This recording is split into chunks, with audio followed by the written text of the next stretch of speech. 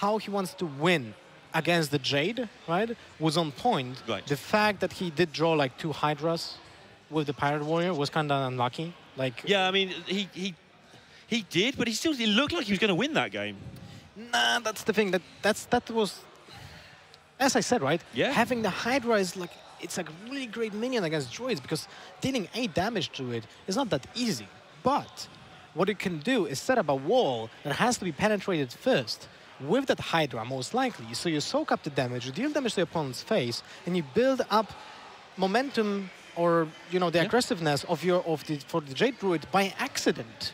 Yeah, and that's what he did. Like the 3s were just coming, and then eventually the 7 was off the top, but it was swipe for 7 because of the 3 extra. I mean, ideal scenario is like ref, cycle for 1, ref, cycle for 1, swipe, hero power. I was like, oh, damn.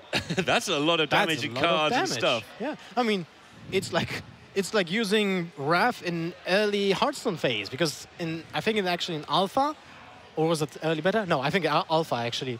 Raf dealt damage to the face as well. Oh wow! Starfall as well. As you can imagine, those cards were actually pretty sick. Maverick and Ek0p is our backup game about to start.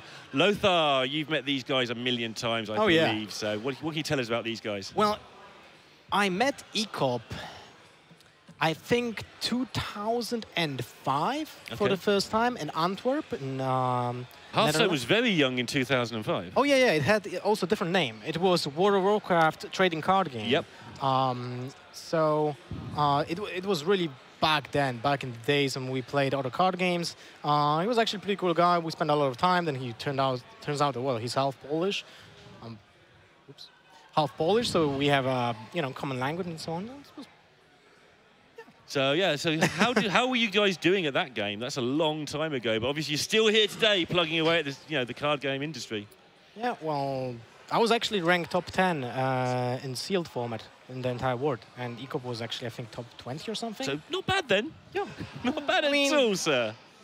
I don't want to brag. Anyway, let's talk about the game. Brag, go for it. Let's talk about the game. So Maverick, the standard joke basically is everyone thinks he's French, and he very much is not. Well, we can say now the same about Ek0p because he's representing a French team, but he's German. We made the assumption that Maverick is a French player because he was playing for a French team. So it's kind of hilarious that we have both of those guys here playing against each other. And they've both been around a long time. Maverick is one of that ever smaller, ever growing smaller number of players that casters have been saying he will win something soon. Well, a lot of those guys have been winning things. Maverick's still yet to do it, but he gets a lot of respect from his peers. And Ek0p, he's won things, he's lost things, he's played everything. I mean, Ek0p, I don't know about Maverick, but Ek0p has, I think, almost 15 years of experience playing card games. Yeah. And that's probably more than some of the players even have lived. But he has a strong mental state, and that's important when it comes to card games. And Maverick, oh man, I wish I could have actually speak with him before the game to just ask about that, Yeah, that would have been nice. Ek0p as well, he's got a very interesting view on the world. He goes to all these tournaments, he loves winning, he's very good at the game, but he also is happy to go to a new place and just try out the food, have a look what the place is like. He loves seeing all these different countries. So one of the reasons we see him in all these multiple places is, he'll work himself silly trying to win the event, and if it happens not to pay off, he'll go and see a new country and try out all the new stuff that country has to offer. Yep. Not every single player wants that. Yeah, some people just want to turn up, do their job, go home, right? Yeah, like me. Like you? Yeah, I hate traveling. Oh, no, man. I think you might have chosen the wrong industry if you don't like traveling. Yeah. Who knew? Who knew? All right. Okay, so Ek0p is actually playing a very different-looking Shaman to Mavericks. He's playing the Control Shaman. He has a Murloc champion. Wow. And Maverick is playing an Orc. I wonder but if he has Murlocs time. on board. Yeah, sure. Has Ek0p had time, do you think, to make use of the Jade Elemental in this, or is it just going to be the old-school build? I have no clue. It'll be interesting to see, actually. The fact that you have now the Jade Spirits represent the Elemental family, and you can play Jade Spirit into Servant of Kalemos. Yeah, why not? And then have more stuff. Yeah, it just fills in that gap that they had before this 4-drop. And it's pretty sick when you think about it. And I'm really interested in if Ek0p made some changes to the deck because of that fact. The fact that Hala Zila is also an elemental Yes. is pretty crucial. Maybe not to every single deck, but might have actually a lot to say about deck building in the future expansion, which is pretty cool as well. Now Maverick, to be focused on the game more, what is happening right now. What Maverick did do is he played around the Milestone portal because Ek0p kind of telegraphed it last turn, so it was important to make those trades. But at the same time, the healing totem actually helped a lot as well. Interesting to see how Maverick goes about developing this board now he's lost his Primal Fin, because he will know by now that he's probably up against a slower Shaman. And he can't afford to go too slowly, or that will just take control. But if you go too quickly, you walk into the volcanoes, maybe Lightning Storm is hanging about, those cards. And so balancing it can be very difficult in terms of exactly how many minions you want on board. And Primal Fin solves all that. It just makes you a minion every turn until your opponent deals with it. That is true. By playing cards like Mana Tide Totem, though, he kind of forces Ek0p to answer immediately. And he knows Milestone Portal is not an answer. If he knows that what kind of Shaman, or at least anticipates what kind of Shaman is Ek0p playing, there are not many answers, actually, to that 3 HP minion. Like, what can you do? Jade Lightning it? Yeah, you end up having real issues. There's a lot of them, as you can see there. There's the Flame Tongue Totems next in line. And then you might play a thing from below. Slowly but surely, you can draw out AoE just to kill one big minion if you're not careful. I mean, there are going to be 2 hexes in Ek0p's deck. But when they're gone, all Maverick needs to do is constantly threaten Bloodlust Lethal, and that forces out these AoEs. However, Ek0p's hand is good for healing, it's good for taunt, it's good for double volcano. He's just going to be a little bit greedy with these, and he should get at least temporary control. That is true. But now with those value trades, he's actually looking pretty decent. Like, whenever you can get value in those situations while still maintaining, like, let's say 3 minions plus, to just have that Bloodlust value on it, on the board right now, it changes a lot when it comes to the pressure for Ek0p, because he faces the same problem every single turn. What do I do with this board? Do I use the AoE here when the minions are basically worthless on zone, but they represent synergy with my opponent's deck? And that's, look at that. Yeah. Volcano has to be used on minions that don't represent much damage, but represent something else, which is the synergy with the Bloodlust and the synergy with, well, synergy. Just the fact that they are like Mana Tide Totem and Flame Totem, right? They require attention. But at the same time, if you could have an option to just kill one in your hand, you would still have to debate, do I Volcano this anyway? Like, this is such a rough spot for Maverick's Ek0p. put him in that spot and still maintained a massive hand. And so he's just put the right amount of pressure there. Maverick, of course, has been around a long time in these DreamHack events. He's got 20 wins in matches to his name, 13 losses. One of the things that has led to people believing that he's, just going to be one of the best players in the world. Decent percentage win rate there. Not many people have over 20 match wins in DreamHacks. It means you've got to play a lot and win a lot when you go to them. I actually need to check myself. I mean, I didn't play in the Grand Prix, but I played in previous I've only got DreamHacks. the Grand Prix stats, sorry. Because you've done well in, you came semi-finalist, you won? 3 times top 8. 3 times top 8. Wow, nice work. That was the Servant of Kalimos, look at that. So he has had time to adjust his deck. Maybe he was thinking of bringing a deck similar to this anyway, and it just slid into his lineup. Or maybe he had 24 hours and just worked himself senseless for that time. Or maybe and rebuilt a lineup. Maybe he just built it and then was like, oh, look at that. Look at this. How nice is that? Bonus synergy without even changing a single card. Was that sick? That would be amazing. Yeah, like you say, we'll have to ask him later, especially if he gets the win here. Wow, the roll on that Shaman hero power was insanely impactful.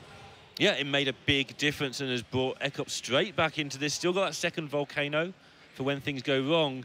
And now all the things Maverick did a minute ago to get that first volcano out of hand, he's going to have to do it all again, and he's going to be very careful not to overextend, because this time, after the volcano, Ek0p's going to start dropping real minions. To be fair, I feel like this is the turn when you just drop Aya, deal 5 damage to the face, kill a minion. I didn't believe you need to kill the Earth Ref, the spell damage. He hasn't seen a Hex yet. He might be a bit scared of getting Aya Hex because she's so crucial for that. Well, you need to use it at some point anyway. Yeah, that's what the decision is, though, right?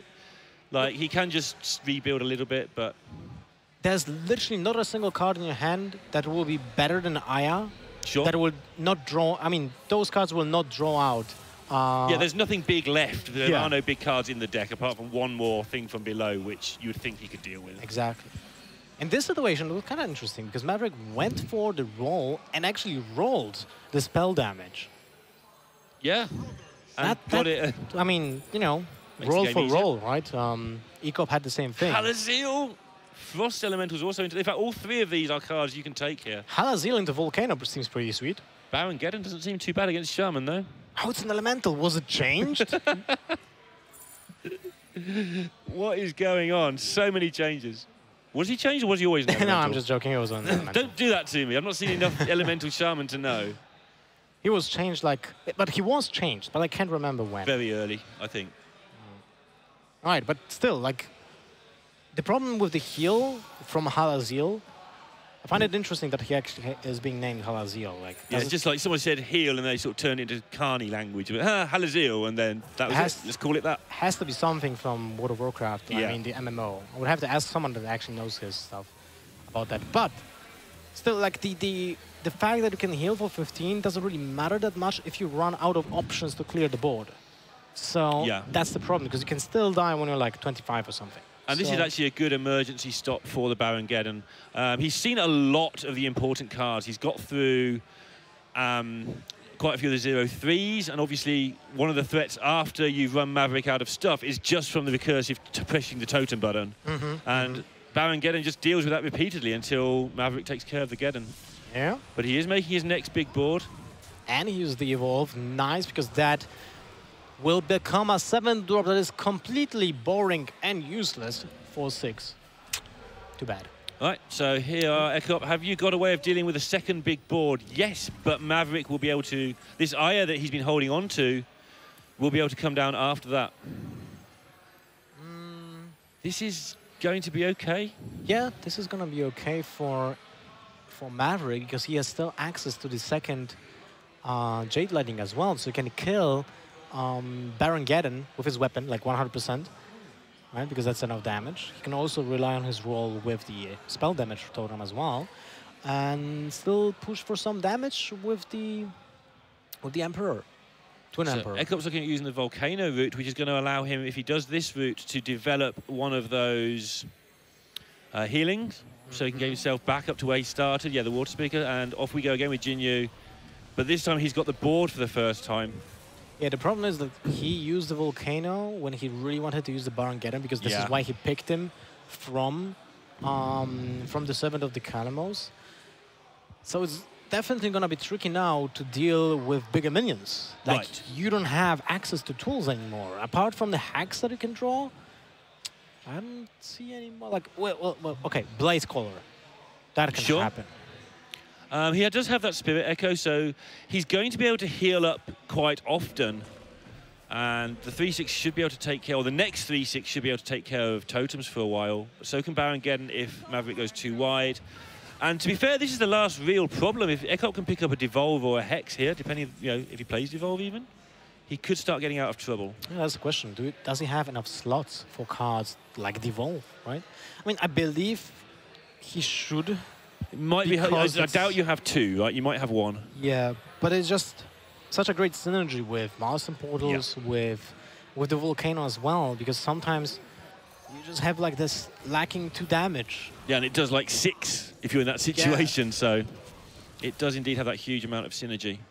All right, that was the Spirit Echo played by Ek0p. Maverick still with the gas though.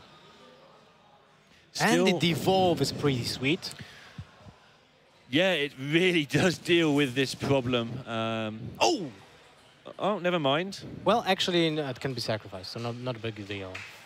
The Imp is not a problem in this situation because the Golem will be a 4/4. Okay, unless Maverick does trade his Aya. There's always a way for Ek0p to sacrifice the Imp, and that means he's free of the damage. It's the last stand for Maverick. Is it going to be enough? Obviously, the Baron Geddon's going to take care of quite a bit of this, but not really enough. And there's no taunt minion. No taunt. He can heal back up. Of course, he Okay. doesn't know what the card in hand is. He has to decide, is it Bloodlust? How much do I have to deal with? We can see that various things will be different. There's no way this is a Baron turn. Like, it No, only it's not deals enough. with 2 minions. And this is decent anyway. Yeah, I mean, the fact that you can get a Taunt Totem, soak up like 3 damage basically from it. Sorry, 2 actually. It's always something. The fact that you develop a small minion alongside the Jade Lightning is also crucial for next turn trades and to set up a Baron Geddon. While Baron Gathering this turn actually deals damage to yourself. Yeah, it's just not enough, right? And it's an anti-synergy with your hero power. I'm really starting to question the decision from Ek0p when it comes to the pick from... I think he felt that there wasn't an Aya there. And if there's not an Aya there, then the Geddon would be quite good to stop another big board happening. He felt that Baron Geddon plus Volcano was probably going to be enough. Obviously, as well, just looking at this, the more hero powers he can roll, the more chance he's got of getting a taunt when the board thins down a bit, which could be a big deal if Maverick doesn't take time to deal with all this stuff, which he can. Okay, here we go. Earth Elemental. Huh. Yes, you pick it, of course. When Yeah, your why opponent not? didn't even telegraph a hex. I mean, that last card, you know, if you're keeping track of what's happening, you know that it's an elemental picked up from the Servant of the Calamus. And even if you've lost track, you just know that Aya would be dead. Yeah, exactly. So that hex would have been played. So, Ian, I mean, this is fine. Look in trade right now because of the fact that your opponent will not get the value from the hex. Devolve into Geddon might be enough. What's he going to get? Let's see. The 5-drop now becomes a 4-drop, so the 7-8 stats are not important at all. The Devolve comes in, and... That looks like a good one for Ek0p. That looks actually amazing for Ek0p. Oh my goodness, that Devolve. And of course, the Geddon can't be removed. And now the Geddon looks like a genius move.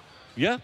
This is what I was trying to describe, except I wasn't quite expecting it to go down with that Devolve like that, where now how does your opponent get out of it? I'll tell you how he gets out of it. Sea Giant seems pretty decent, like, holy moly. The problem is he cannot play it this turn. And not many of these things are going to stick on the board. Like, this is just Baron Geddon's just going to kill these things. Huh. Interesting. And a Hex now? I don't think you care. I think you keep the Hex. You're not bothered about the Primal Fin. It's going to die to your Geddon in 2 turns. Like, what card is in Maverick's hand? You probably think it's Bloodlust. Most likely. So that's only 3 damage to your face. That's not that much. And you're aware of Sea Giant as well. I think it's a card that people are... Yeah, you shouldn't be surprised by this card anymore. The Evolve needs to be held for a Doppelgangster draw. Wow. All right. All right, so Maverick didn't pick up a single Doppelgangster yet. Okay. Wait, this is the version with Sea Giant. Does he play Doppelgangsters? I think if you play the Evolve, you play at least 1 Doppelgangster. Otherwise, the Evolve becomes kind of poor. But yeah, sometimes you don't play the combo with Sea Giants. But I think if you play the Evolve, you do still play at least 1 Doppel, and probably 2. Although it is starting to look like he might not, of course. We're getting pretty low in that deck. But the 6-6 would become a problem if only Ek0p wouldn't have the second Hex. So now he counts the damage. Like, what if I go 7 damage to the face? Am I allowed to do that and use the Hex after that, right? His opponent is still at 1 minion, so he can deal 5 damage with a single Bloodlust. With a second Bloodlust, that's 8. So that sets me up at 7, and that's okay. Yeah. And you're actually starting to push damage to try and win this game of Hearthstone that you haven't looked like winning at any point in the last... until like the last 3 or 4 turns.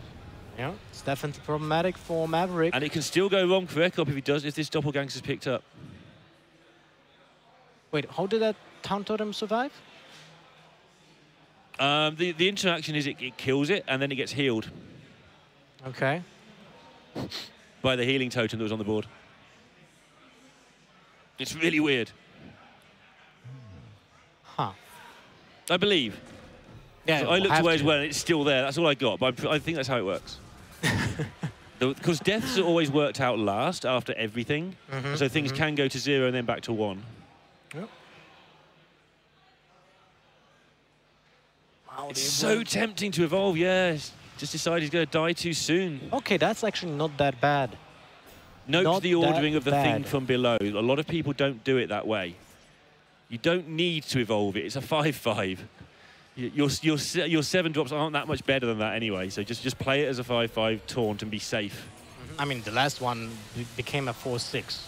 Right, and this one deals with this one deals with Baron-Geddon. So why risk it? Now it's an interesting situation because Ek0p can just pass. Yeah. So do you want that board presence? Or Well, actually, no, he cannot. He needs to trade. He needs to trade the Baron-Geddon this time. He has just only to seen prevent one the phase Jade, right? damage. Wow, he is actually passive for the attacking. What I'm thinking here is that when he does that, he actually can get 5 damage to the face. Oh, and the claws. Well, Picked up straight after the Harrison that he nearly didn't play. That would have been game over. And now it's almost game over the other way. 7 damage on the Jade. And that's such a roller coaster of emotions here. Used both of his hexes, Ek0p. Don't know what else he might have in there. He hasn't played an elemental last turn, so that's not going to be an out. Picking up an elemental. Milestone Portal, still not enough.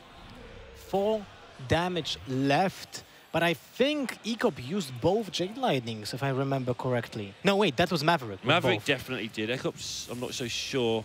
He's definitely used both hexes, though. That's the card he's really looking for.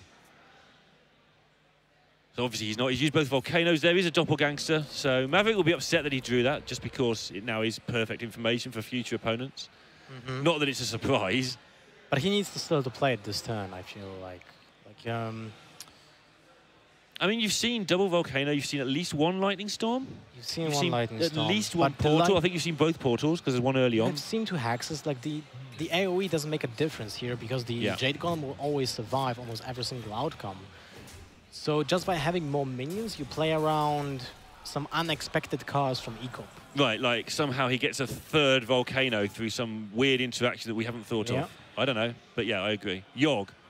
Ha! Ha! I don't know why there would be a Yogg in here, but when you're winning by this much, you think of every possibility, and then you think, no, I'm being silly, let's just play the cards out. Yeah, well, there's not a single out for Ek0p left, I think. Because even if he has like this Tom Totem here, wouldn't change anything. So it's just GG. Maverick grinds it out finally, but Ek0p was so close. Yeah, that was really interesting. That just shows the power of this token Shaman deck, where Ek0p stabilized for all intents and purposes. He'd used up quite a lot of cards, and the Jade just kept coming for Maverick. Got to 7-7, which is quite rare.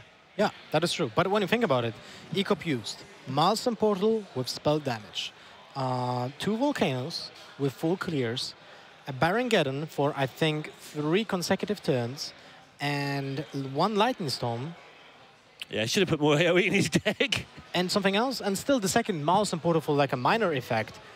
But even ended evolve. So even with this amount of AoE damage and AoE effects, he wasn't able to stop the token Shaman from ruining his day. And Maverick managed to get the exact right amount of stuff down each time. Like, you've got to AoE this. I don't need to put more down. That gave him enough for a reload. He held on to the Aya, which gave him enough for another reload because of the speed at which she reloads the board, even though it put down less power in the short term. And he just managed to build 4 massive boards. Looked like Ek0p had stabilised. In fairness, he probably had good draws to just win that game towards the end. But Maverick found the stuff he needed.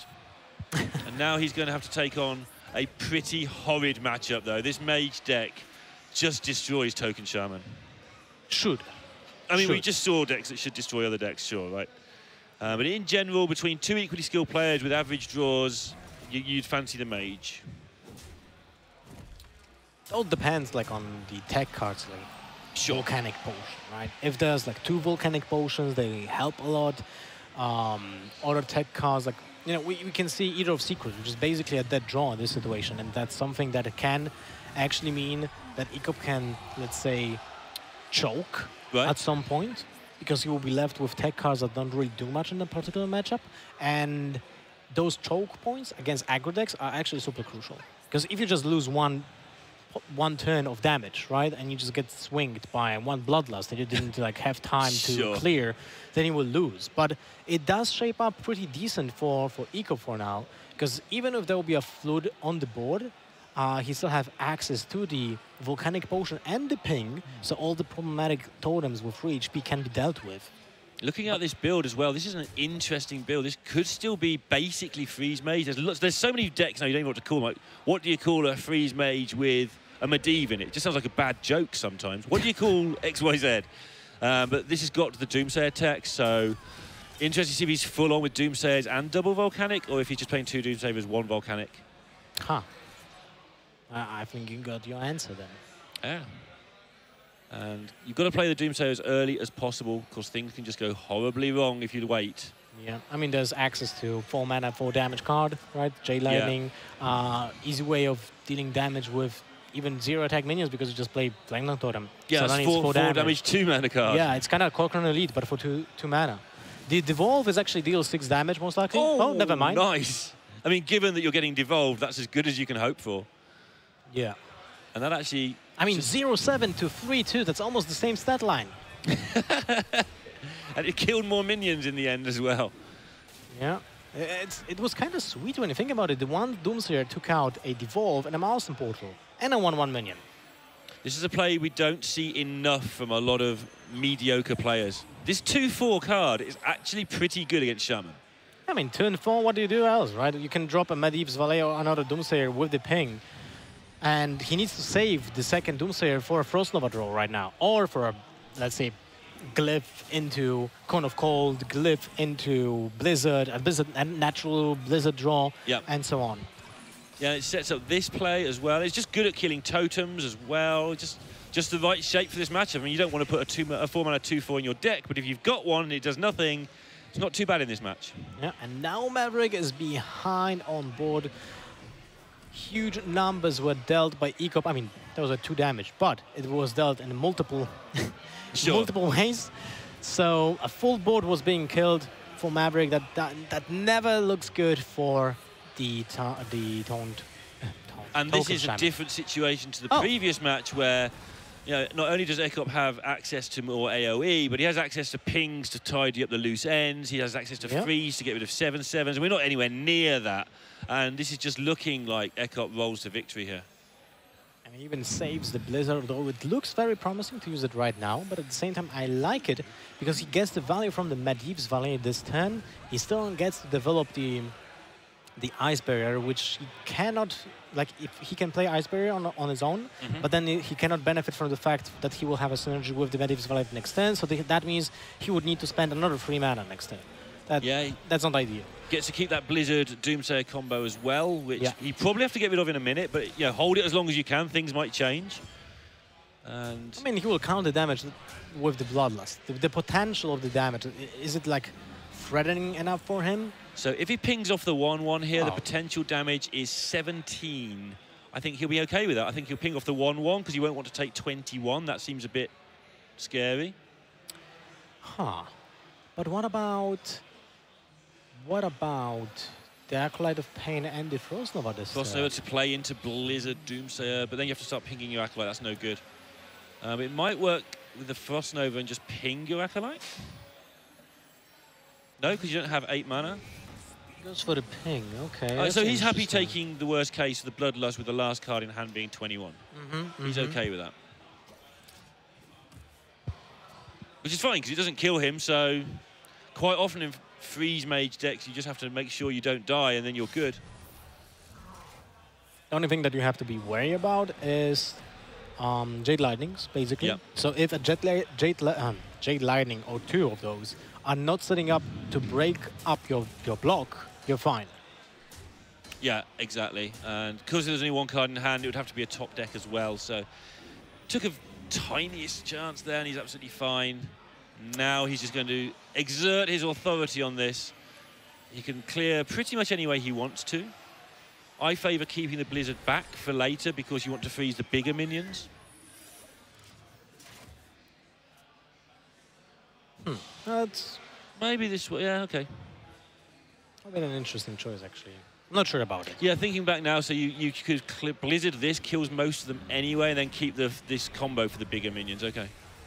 Still, board is cleared, and Ek0p is in a position where he's going to draw a lot of cards, and this is just a matter of time. I don't think that Maverick should be able to build a big enough board. Maybe an Aya is his card to give him a little bit of a burst. There's practically only one scenario. when Maverick can get back into this game, and that's a uncontested Manatite totem, but it's pretty hard to keep it alive against the mage. Yep. So it's most likely not doable. No, it doesn't seem very likely. Ek0p's got a wealth of good options here, Meteor or the Frost Nova, and just choosing to take the one that deals with the board rather than freezes it, because Maverick's hand side is so small. So what did you say? What was the win rate for Maverick? For Maverick, he'd won 20 and lost 13 in DreamHacks, which... Okay, so that's like around 57%? I think it's a little more, actually. 20 and 30. I'll work it out in a second. All right. Do you have stats on Ek0p, actually? I can have a look. Just give us a sec. Yeah, that would be pretty cool to see. I mean, those guys are veterans of the scene. So 61% Maverick. Okay. Ek0p's stats might be weird to find. But yeah, like you say, they're both veterans of the scene. They've just been around multi-plays, and more importantly, they sometimes make the trip across the Atlantic. Mm-hmm. That boosts a lot of your play styles. You get to play against different play styles. For all the memes that we throw out, there are differences between the way the Americans prepare and play a lot of the time and the way the Europeans do. Well, we have seen that on different events that were like a week apart from each other. Like an example, 2015 DreamHack Stockholm, the qualifiers for BlizzCon in Europe and the qualifiers in NA were completely different metagames, although they were a week apart. Right. NA was full aggro, while Europe was full control. Everyone was playing control decks, every single player. So I'm not entirely comfortable with this Ek0p stat because he does spell his name 2 different ways, which was a problem that I've had once before. But because there's a 0 in it? Yeah, there's sometimes a 0 and sometimes not. So just give me another moment. Maybe that depends on the score. Certainly seemed to with Crane. Crane was saying he signed up under the bad name this week. So Ek0p is 27 wins, 19 losses under the name just spelt with letters, which is 58, 59%. And he's also 6 and 3 the other way, which is 66%. So about 60% as well. So they're pretty even. Over a long period of time. All right, Ek0p just sets up lethal in the upcoming turns. He has a basically way of doing whatever he wants. So yeah, I mean, that's been coming for some time, that particular outcome. 1 game apiece, but Ek0p's used his counter up and Maverick has not. Winning that first game means that he's now going to get to use what he feels is his counter deck out of Paladin and Warrior? It's Paladin, Druid and Warrior, but I'm not sure which one was banned. You know what's funny? The fact that Ek0p had a total dominance quest and he actually totally dominated Maverick in this game. Yeah, he had the quest and... Yeah, I mean, this game was a very good example of a good matchup that goes the way it should. Right. Because the way that Ek0p grasped the board control was very visible on turn 5 and on turn 8, basically by playing the Volcanic Potion and the Blizzard with the Doomsayer, right? So it was pretty clear when the game shifts its status to one player. And that's a good example for players that are like, for viewers that actually don't know Hearthstone that well, right? They can see like a game and they're like not sure when a player makes a move that wins the game. Here it was pretty simple to actually see when it happens. Yeah, always nice when you can explain something on that people aren't used to seeing. So what do we got here now? Mage against the Warrior. Mage and against the Taunt Warrior. Taunt Warrior without a quest. Without the quest. So did he throw the quest? I was distracted by the stats. Yeah, he did. He did throw out the quest, and that's pretty normal in this matchup because you don't really care about like killing them. Yeah, about killing them as soon as possible. Because the thing is, I mean, that depends, of course, on the mage build. But most likely, then they have a limited amount of damage they can deal, and the warrior still has access to its hero power. I mean, without shield blocks, of course, is less impactful. Without shield bearers and so on, it's not as swingy as it was before. But you're still allowed to build up your hero power so many times that the mage, without a chip damage in the beginning of the game, so without a Canalogist, without Medivh's Valet, they're not allowed to just race the warrior. And at some point, you will finish up the quest and then start the onslaught when you're pretty safe after an Alexstrasza. Sure, and even, I mean, as long as you get enough armor, you might even just not even have to kill them. They just run out of cards. They draw their deck, they run out of stuff to kill you with, and eventually you just beat them down with an armor smith or something because you just kill them with what's available. And like you say, it's not as powerful as it used to be, but then a lot of the mage stuff isn't as powerful as it used to be. The reason mage has to play Antonidas at all is mainly this matchup. Like, to try and get those extra fireballs to give itself any chance at all, or it just runs out of stuff. Yeah, I mean, we have seen today Freeze Mage against Jade Druid. It's kind of similar. Yes, yeah. It's like you have to be faster. I think the difference with that one is you don't win that game even with the Antonidas most of the time. I mean, you can. Yeah, well, we saw that Xerxes could have. If that swipe hadn't come up, then he could definitely have won that game. But it's hard. It is rough. This is nowhere near as brutal as it used to be, but like you say, that chip damage, it just doesn't get done, even with the Arcanologist early, because of all the taunts in the way. You can't spend too much removing taunts. You have to assign one fireball usually to the ally armor smith, because you can't let that get attacking. It just gains too much armor. Yeah, exactly. And it's 7 HP, right? What do you do with it? Yeah, you have to fireball ping it most of the time. That's 6 mana. That's actually one mana more than what your opponents did spend. Yeah. So that's not looking great in the big picture of the and that's your best matchup. case. You might not even have the fireball, as is the situation here. Yeah. And then when the ally armor smith gets rolling, that is just the end of the game sometimes. As you see here, Maverick just making sure he gets that armor up as often as possible, not rushing anything here. No reason to put ally armor smith on the board and get it blown up when you can just armor up for 2 anyway. No hurry, your opponent's not hitting you. Also, cards like Dirty Red are just holy moly powerful in those matchups. If you can just deny an Antonidas or an Alexstrasza, how do you win? And it makes it so difficult because you need these Arcanologists and Valets just to not die. You need to thin your deck out, you need to get those secrets, etc. And if you use them all, the Dirty Rat just becomes impossible to deal with. Fortunately for him, he has the Eater of Secrets, which you can keep in his hand, and the Acolyte of Pain sometimes can be just kept in the hand because you don't want to have more draw, right? Yeah. This is actually the scenario here right now, so it's pretty easy to explain it. But Ek0p has to have it in his mind. Like, in the back of his head, he needs to have like this alarm bell that goes over like, don't play the minion, you might really ruin your day right now. Because you need to have even a 50-50 like chance to just play around the Dirty Rat when you need to have a certainty of playing Alexstrasza next turn to win the game, or just even have a fighting chance in this matchup. Yeah, what we're talking about, of course, is that the Dirty Rat won't be played for some time. It will be played on about turn 7 before Alexstrasza can come down.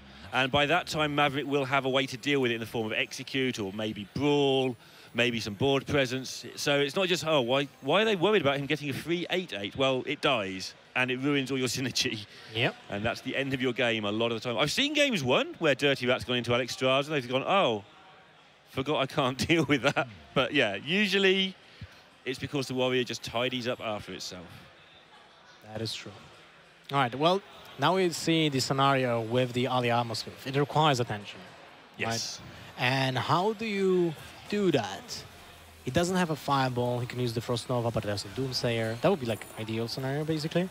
But other than that, that Meteor, yeah, that's pretty decent, actually. I mean, this guy is just making a bit of armor, trying to make a living, and this thing hits him from outer space. It doesn't seem very fair, but we were talking about ways to deal with it. There aren't many, and that's definitely one of the better ones. Yep, but second one goes right in, fills up the spot, and now Maverick knows that there's no easy way of dealing with it. Yes. Because the card that was used was directly from the glyph. So most likely there's not a way of dealing with it without dealing physically damage to it from attacks.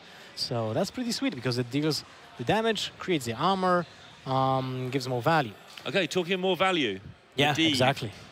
Does give him a bit better chance than we were talking about. It's not a card that you see every single time in Freeze Mages. No, people are messing with Freeze Mage. Like, you sometimes see Medivh, you sometimes see the Finance Portal Mana Worm build as well. So nothing's a surprise, but we didn't see it in the previous game, I believe. So this is a little bit better for him. This does give Ek0p at least some sort of value out on top of the stuff we've been talking about. Well, the ally armor smith is still alive, but it can't deal the damage. When you think about it, it's like such a small thing, but it's so impactful, like in the grand scheme of things. Yeah, if you leave it up after 3 turns, it's just done a fireball's worth of gaining, so you've just got to kill it with a fireball and get on with it if you have the fireball. Yeah. Interesting as well, I think Maverick will have a very good clue here that there is no fireball in Ek0p's hand. Well, he'll be wrong, obviously. Which means he has a good idea what is in Ek0p's hand as well. Now the question is, do we want to get the Medivhs being played right now? And I think he actually should go for the Medivh right now. Yeah, he'll be a little bit worried about maybe Harrison, but that never gets any better, so you just do it now. I mean, if your opponent's playing it, he's playing it. Yeah, it just gets worse for you as time goes by. You want to play Medivh's Valiant 10 and get a 2-drop out of it? I mean, that's not a big deal. What you want to do is just get as much value as possible if your opponent doesn't hold his Harrison Jones currently in his hand. And there's a chance, high chance actually, that there's no Harrison Jones. Yeah, and that chance just goes up as the game goes on. All right, choosing to draw a lot of cards. They've got all the cards, Ek0p. You've got to do something with them. You've got to formulate a plan. We saw Zyres in that unfavoured matchup earlier, had a very, very obvious plan from turn 2 or turn 3. Ek0p's plan is going to be formulated now. He's drawn all his power cards. He needs to get rid of that armor, and he needs to get Alexstrasza down. That's his starting point. That's a good setup. Turn 8 with the Doomsayer Frost Nova that allows him to go into Alexstrasza. It's the ideal scenario. The problem is that with that Doomsayer, Maverick just goes for the double dirty rat at 100%. There's the Alexstrasza. Oh dear. That's like the nightmare scenario right now for Ek0p.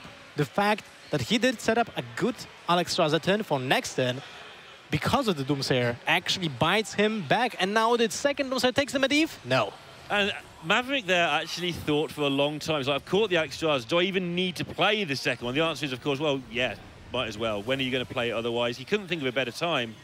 And at least Ek0p, from his point of view, dodged the second bullet and has now got something on the board. Yeah, but it's not looking pretty. No. I mean, he just lost 15 points of damage and board presence. But apart from that, it was a fine turn. Yeah. Ooh, what a horrible, horrible defender. Yeah, none of these are going to do much. I mean, he can take the monkey form of it. I mean, it's literally the same minion. Sure. It's just a beast on its own. Beasts. Yeah. Makes a difference what if you've got it in your deck and you've got Curator in your deck. Go for the 10-drop. I know they suck, but it's always cool. So they do suck, but I don't think they get a very good press. I think they suck a lot less than they get credit for. Ooh, okay. A 7-5 for nothing isn't bad. Yeah, I guess. I mean, now he got a 3-4 out of Fireball, and you don't really want to have more totems from this minion because they're actually detrimental to a brawl. Right, like, yeah. They add 25% of just losing. Yeah, like, you just really don't badly. want a 0-2 totem. It really doesn't do a whole lot. Yeah, it's pretty awkward. So now, with all the Execute in hand, it's also pretty awkward for Maverick. How much damage can he deal? Like, he can do Ghoul into Sleep with the Fishes into the weapon and just clear the board. So fortunately for him, he has an out. He is taking, in the process, a lot of damage, though. And he's doing what you said happened the other way earlier. Ek0p now knows that he doesn't have great ways to clear stuff. I mean, we can see the brawl, but actually, we're just going to see... Oh. Ooh, okay. Pyroblast was obvious until this. Now it's nowhere near as obvious. Yeah, I'm not sure which one I would actually favor here. I think, actually, that Violence Portal might be better because you build a bigger board that cannot be traded with the Ghoul and the weapon, I think. Yeah, you build a bigger board in a hurry. I think I prefer it too. I mean, the 7-7 is actually pretty cool because it doesn't die to the board as well. Also, but you have minions that die to it. Also gets your Pyroblast out of the way. Sometimes it's just a pain finding out when to play that Pyroblast unless it's for lethal. So just getting it done with is sometimes just really good. It frees up your hand so you can do what you want to do. Right. Well, Maverick went for the slam. Start of the turn, of course. So he still didn't draw the quest. Yeah, and Ek0p's hand is fine, and Maverick's out of things. Ek0p's managed to do enough damage with bits and pieces that Maverick is in a really tough position. He has managed to hold on to that brawl, but yeah, Ek0p's almost in a position where he can just stick it all in your face. Does he have Antonidas, though, in his deck? He plays Possibly Medivhs. not, because he plays Medivh. Yeah, but maybe he plays both, and he's like super greedy. I don't know. Yeah. We'll see. Ek0p is reasonably interesting as a deck builder. He does a lot of his own deck building, I think. He's not too scared to go against the flow, as we saw with that Elemental Shaman. He does do a lot of work with other players, of course, as do all of these guys. So he's not totally crazy, but he will put his own slant on decks from time to time. So we could see all three.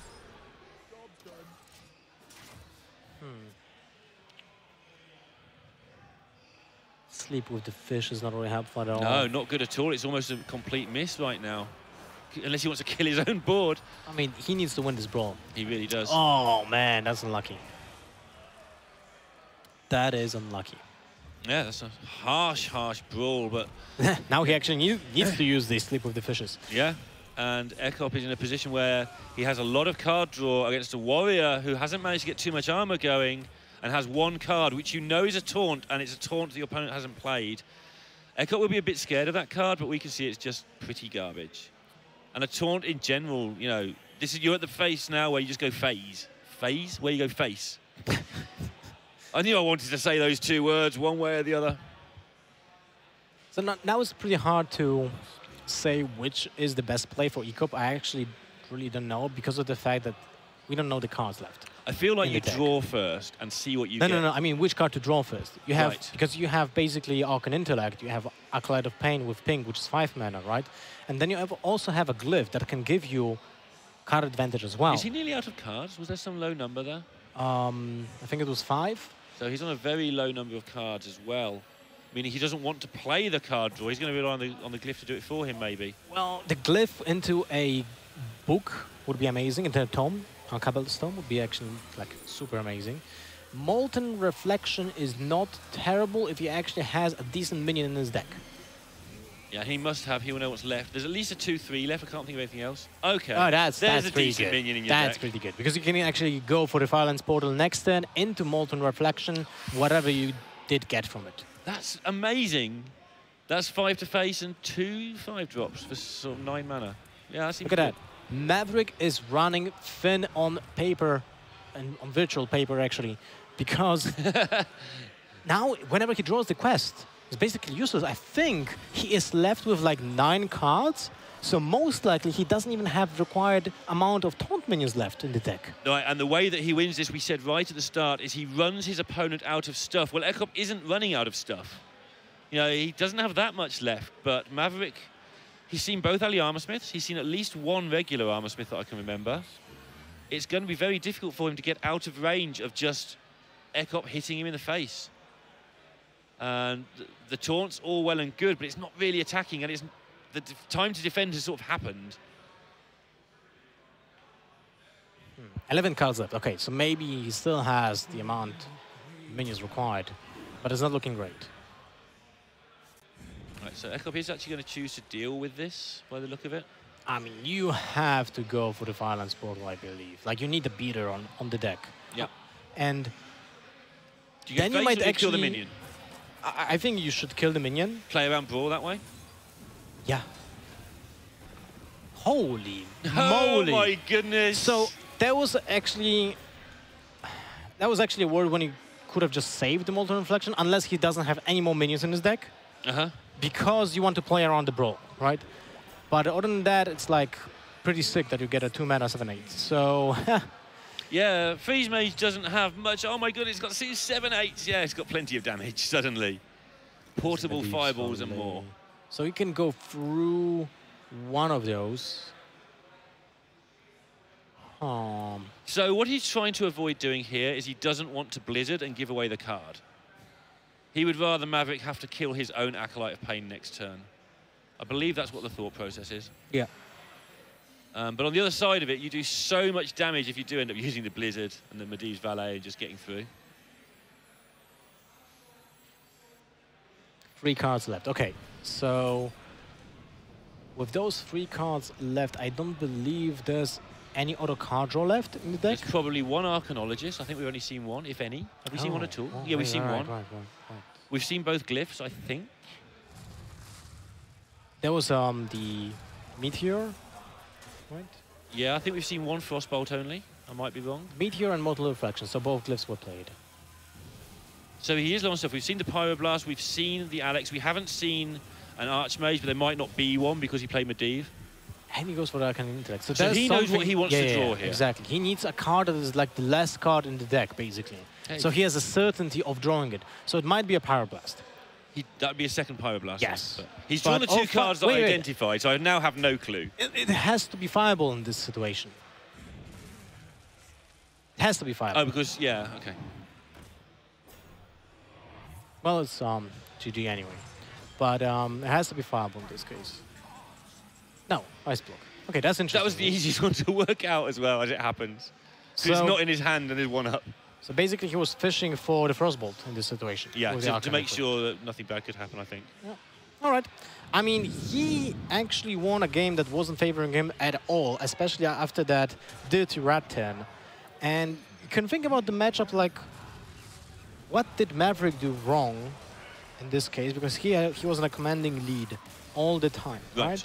And why did he lose? So he could have used the Brawl earlier. I'm not saying he should have or anything like that. Just looking back at why he lost, there was a point where he could have used the Brawl earlier and saved his Sleep with the Fishes combo. Yeah. But he ended up brawling a board that was very 50-50 for him. And you're allowed to lose a 50-50. That's how it works. He mulliganed away the quest. Yeah. Which we don't disagree with. Yes. But it's a thing that can work differently for you. I think it's a correct decision in most situations. Because you probably will have to, I mean, you will get to draw it like in the middle of the game, right? But sometimes you have matches like this one, which gets to the wire, and you still didn't see the quest. He also didn't see Medivh in game one, so would be assuming it's Antonidas. You don't assume anything as a pro player, but his instinct would have been that that's going to be an Antonidas. And so he played it a little bit maybe too safe, because Medivh does put that pressure on that a little bit quicker than Antonidas does. Antonidas, you sort of have to fiddle around for specific setups, whereas Medivh just gives you a board. And maybe he wasn't quite ready for it in his saving some of his cards. Maybe he's a little bit eager to get rid of some small boards. Maybe that's how it goes down. All right, so now we have Paladin of at least fairly quick variety taking on Freeze Mage. Not the best for the Paladin. Yep, especially with that Doomsayer. Would you play it this turn? I mean, there's literally no way of... I think you have to, because if you let them play a second minion, the War Leader can just kill the Doomsayer. Yes, exactly. It's such a shame when you have to do this, but if you don't, you end up in so much trouble. I mean, you basically set up a turn 3 Arcane Intellect or Ice Block. Yeah. So if you get to draw Medivh's Valet, you go for the Ice Block, so you have a turn 4 deal 4 damage, basically. Frostbolt deals with anything that gives you real trouble. Yeah. So I like the play. I like the play. And as you pointed out, like, Rockpool Hunter on turn 2 into a War Leader is just pretty horrible. Or what he can even do is just coin out Megazord and like, whoop, this most likely deals so hard to deal with. Yeah, it most likely deals with the Doomsayer as well, because you can have either +3 attack or the Poisonous, and that's more than enough, right? So because the reason this is a better matchup for the Freeze Mage than the previous two is basically, the previous two we've been talking about, the Quest Warrior, the Druid earlier, is just that the Paladin doesn't have much direct damage. It probably doesn't have any healing. We haven't got confirmation of the exact deck yet. And so the Freeze Mage can use its resources just to deal with minions. It doesn't have to protect Fireballs or Frostbolts. It can just use them to kill stuff and find a way to win later. Yep.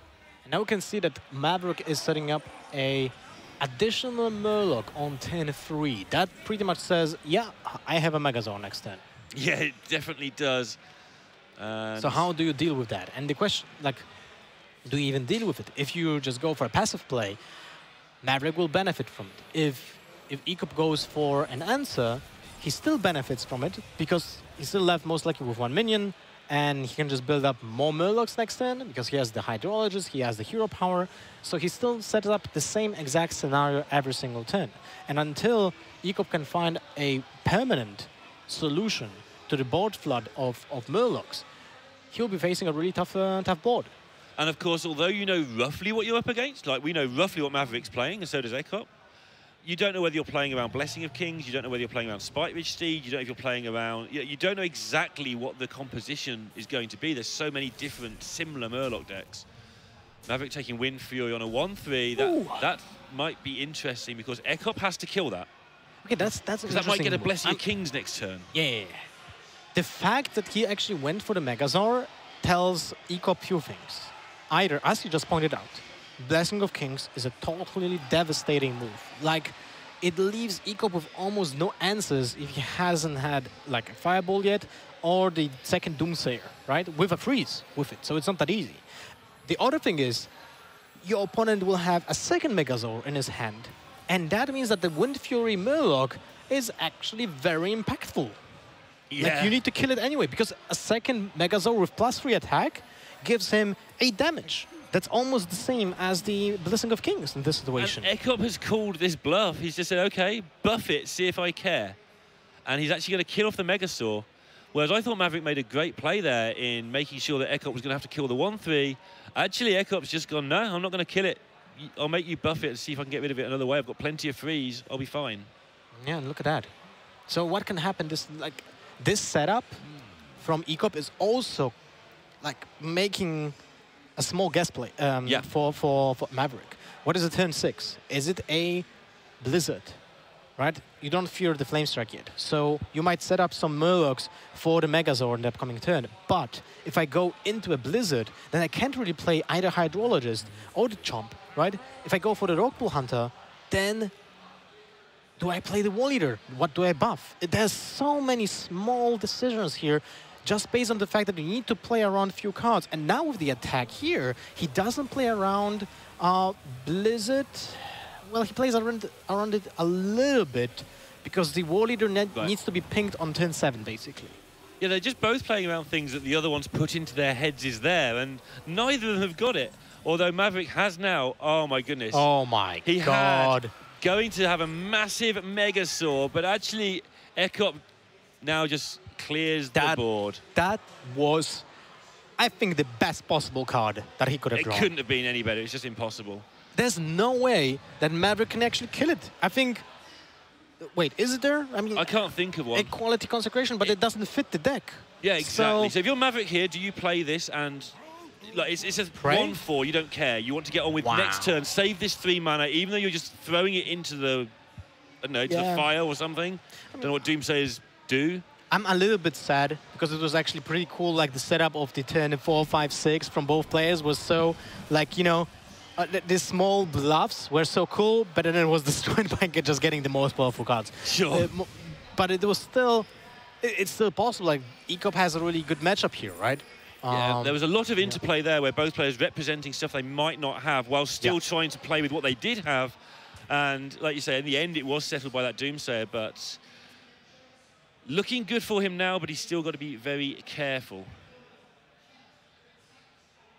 Many people probably ask, wait, why is that blade even played in the Paladin, right? And if Maverick can't put enough stuff down here, this will just be over in sort of 3 turns' time because he needs to proc that block as soon as the Alexstrasza comes down.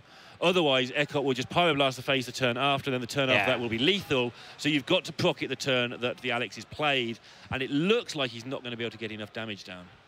But this looks like it's UK Paladin, which means he is going to have the Pirate package, the mini Pirate package, which is a bit more explosive than usual. And no, that was the Pirate package. That was the patches. So it's just that. Anyway, Ek0p has really good options. Like, holy moly. What he can even do is just play Medivh and say, like, yeah, do I even care? I mean, actually, maybe not, because a single Megazord would deal 6, 8, 10, 15, 16. This extra 8 is going to be really relevant. He can do it any way he wants, pretty much, can't he? Yeah, I like the Volcanic into pink to just to get rid of the Murlocs and then just go with the Medivh's Valet and just set up, you know, board control. And your opponent still needs to use the weapon to kill the Medivh's Valet, so it's not really that big of a problem when the War Leader was being played. So the hero power is not that threatening. Even if there's a hero power, you can always ping it.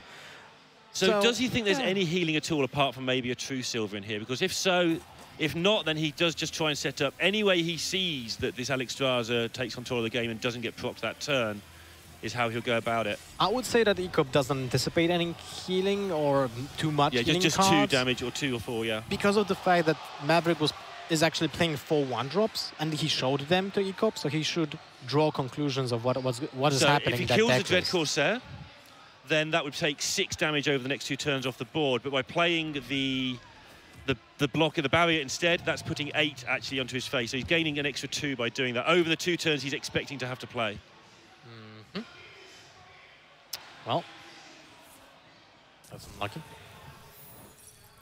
Poison is also an interesting choice, right? You might think about, wait, why poisonous? Well, just because of that, it's 10-9, so either Medivh's Valet or Alexstrasza can be played, and then the Murloc that is a 1/1 minion can actually trade with it. But still, you're in a world of trouble, because you're at 15 HP, and you don't have a way of healing. Wow. Onyxia. Onyxia. We see this in some of the decks now, but not that many. It's not that popular, right? Right. 9 mana, 12/12 stats. Yeah, but doesn't get through ice blocks, unfortunately, for Maverick. So unless he's playing as Eater of Secrets, which would be a fairly unusual choice. How do you want to play it? I mean, he has no board speed. Yeah, that's also a good point. That's a really good point. So yeah, that's not there either. This is going to be Ek0p to take down, doing all the damage with this Freeze Mage deck. There's basically Freeze Mage where he's just put in Medivh and taken out Antonidas. What is interesting, though, is that Ek0p didn't play around eye for an eye. This is fair. Like, I mean, probably just went for it. And he needs to still to check it. Like, there's no other way of winning this game. He used Alexstrasza, so he just pings it and checks. Yeah. I mean, wait. He can go for Flare into... No, that's not a single answer. Never mind. We can't change Pin to other classes yet, at least. Yeah, he would need something really ridiculous that maybe is not next in the expansion. Yet. Ek0p is just thinking now, wait, is there anything in the glyph that can help me? I mean, I think the answer is you just play the glyph anyway. If you can't remember, then just play it and see. Yeah, I mean, you have enough mana to do every single thing. I mean, he played one secret. You need to ping. There's no way of getting health that would play around eye for an eye, even from the glyph. Is there anything from the glyph that can do damage in your opponent's turn, like an abomination or something? Will he go for the Cabalistone? No way. He's just got to go on with it and ping now. He's got to do it. If he's gonna... Oh my god, what? Okay. Ek0p has been known to do things like this before. Yeah. And gets there. It's not eye for an eye. Ek0p wins. I think he thought it was, and he was just terrified. And he takes it down. Well, congrats to Ek0p. I mean, he played pretty well. Of course, he got some help from the Doomsayer. But it was pretty, I would say, interesting games. A lot of small decisions. And I think this is actually a cool indicator of current metagame. Right, Zottel? Hey. Yeah, it really is. I think it really follows the pattern of that first series that we had. Lots of very involved games. The opening series was a bit of a blowout, 3 relatively quick Jade Druid games, wasn't it? But second series, a lot more involved. But I do want to potentially call out Ek0p for his play there at the end, because the secret was in hand, right? It was trackable. You knew it was there. It didn't turn out to be eye for an eye, so it wasn't actually relevant. But after the Alex turn, there was 15 damage, obviously, right? He had 2 mana Fireball, Frostbolt, Medivh's Valet, that's 12 in hand for only 6 mana, and then a Primordial Glyph that he could have just cast and just gone for 15 straight away on that one turn where there's no secret in play to potentially beat an eye for an eye that you know is sometimes there in hand because it's a secret being held.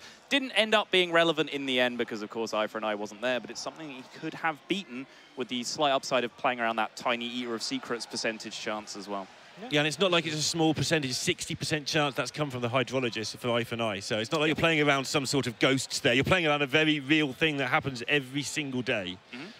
But still, good performance. I think the Freeze Mage versus Taunt Warrior game was like the big break point of the series, right? It was the big game to win. I'll confess I actually stepped out for a moment during that, so I came back midway through. Did Maverick throw the quest in that matchup? Yeah, he did. He did. I mean, it's a valid choice, right? You can do that because you base your matchup on the armor generation in that particular situation.